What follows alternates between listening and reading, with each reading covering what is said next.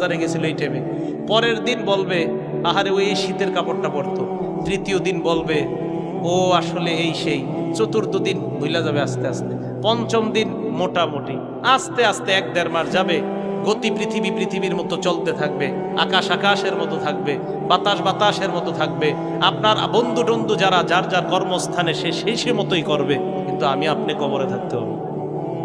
এটাই চূড়ান্ত বাস্তবতা।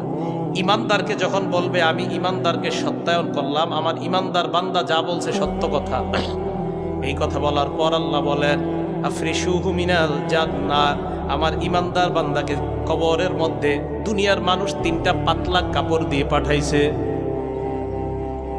আল্লাহ বলবে আফরিশুহু মিনাল জান্নাহ, আমার বান্দার কবরে আমার বান্দার শরীরে জান্নাতের পোশাক পরায়া দাও।